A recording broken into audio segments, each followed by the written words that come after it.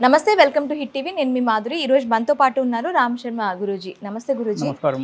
గురూజీ, మనకి వైశాఖ మాసం వస్తుంది కదా. ఈ వైశాఖ మాసంలో 12 రాసుల యొక్క స్థితిగతులు ఎలా ఉండబోతున్నాయి?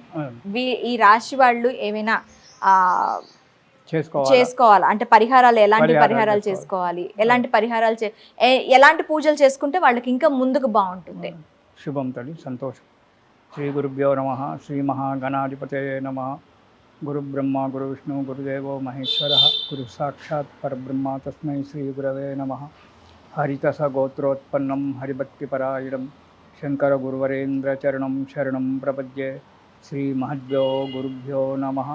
అరుణాం కరుణాతరంగితాక్షిం ధృతపాశాంకుశపుష్పబాణ చాపాం అనిమాధురయూవృతాం అయోకైః అహమిత్యేవ విభావయేద్భవానీం. శ్రీ గురుభ్యో నమ.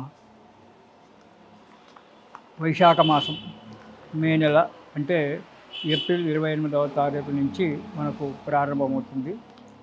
ఈ మే నెలలో గ్రహాల యొక్క స్థితిగతులను బట్టి ఈ మేషరాశి నుంచి మీనరాశి వరకు ఈ 12 రాశుల వారికి ఎలా ఉందో కొద్దిగా మనం చెప్పుకోవడం జరుగుతుంది. గురువుగారు, మకర రాశి వారికి ఈ వైశాఖ మాసంలో ఎలా ఉండబోతుంది? అమ్మ, శ్రీ గురుభ్యో నమ. శ్రీ మహాగణాధిపతయే నమ. మకర రాశి వారికి కొంత శుభవార్త చెప్పొచ్చు. 7 సంవత్సరాల నుంచి పట్టుకొని ఉన్నటువంటి ఒక ఏడేళ్ల శని ఏదైతే ఉందో, మొన్న మార్చి 29వ తారీఖు వీరికి 7 ఏళ్ల శని తగ్గిపోయింది. దాన్ని తగ్గిపోవడం కాదు, వెళ్ళిపోయింది. శుభంగా ఉంది. వీళ్ళకి ధనలాభము, వృత్తి వ్యాపారాలలో అభివృద్ధి కనబడము, కుటుంబంలో సంతోషంగా ఉండడము, ఇవన్నీ కూడా జరుగుతాయి. కాకపోతే కొన్ని చిన్న చిన్న కష్టాలు రావడం అనేటువంటిది అది సహజం జరుగుతూ ఉంటుంది. ముఖ్యంగా శని వెళ్ళిపోవడం వల్ల వీరు అదృష్టవంతులు మకర రాశి వారు. మొదటి 15 రోజులలో మొదటి వారం కనుక చూసుకున్నట్టయితే కొన్ని చిన్న చిన్న కష్టాలు రావడం జరుగుతుంది. కుటుంబంలో కలహాలు ఏర్పడము, మనోవిచారంతో ఉండడము, యత్నకార్య భంగం జరగడం జరుగుతుంటుంది. తలపెట్టినటువంటి కార్యక్రమాలు జరగకపోవడము, మనశ్శాంతి లేకుండా ఉండడము మకర రాశి వారికి మొదటి వారంలో. కుటుంబంలో భార్యాబిడ్డలతో కావచ్చు, తల్లిదండ్రులతో కావచ్చు, సహోదరులతో కావచ్చు, కొన్ని చిన్న చిన్న పోట్లాటలు కావడం జరుగుతుంటుంది మొదటి వారం. ఇక ప్రయాణాలలో ఆటంకాలు. ఇంట్లోనే కష్టం ఉందిరా నాన్న అంటే బయట ప్రయాణాలు చేస్తే అక్కడ కూడా ఆటంకాలు ఏర్పడడం అనేటువంటి జరుగుతూ ఉంటుంది. ఎందుకంటే మకర రాశికి 7వ స్థానంలో అంగారకుడు నీచ స్థానంలో ఉన్నాడు కాబట్టి ఇలాంటి జరగడానికి ఆస్కారం ఉంటుంది.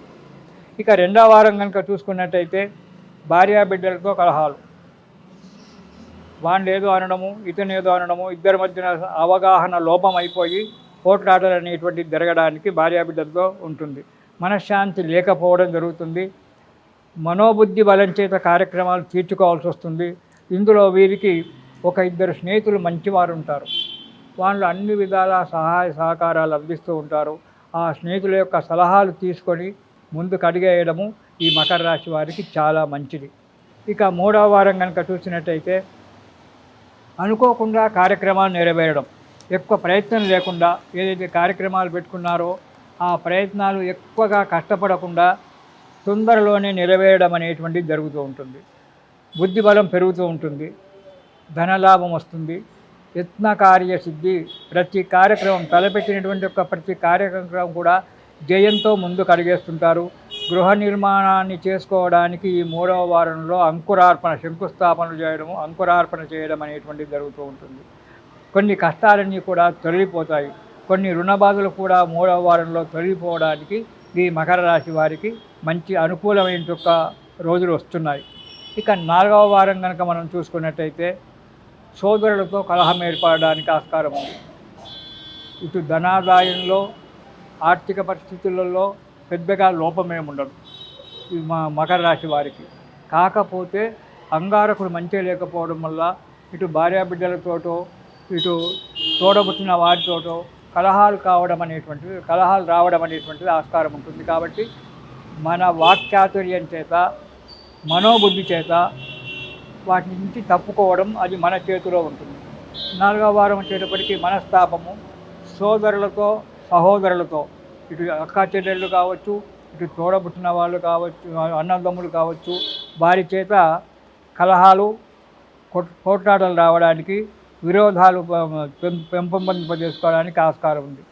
వృత్తి వ్యాపారాల్లో మాత్రం వృద్ధి జరుగుతుంటుంది. చేసే పనులలో, ఉద్యోగంలో కావచ్చు, వ్యాపారంలో కావచ్చు డెవలప్మెంట్ మంచిగా ఉంటుంది.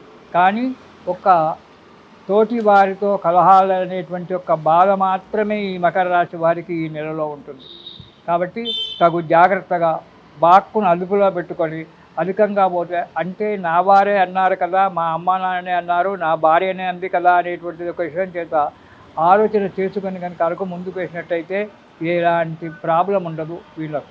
వీళ్ళు ఈ నెలలో ఈ మాత్రము అంగారకుని యొక్క బాధలు పోవాలి అంటే సుబ్రహ్మణ్య స్వామి స్తోత్రం చదవండి.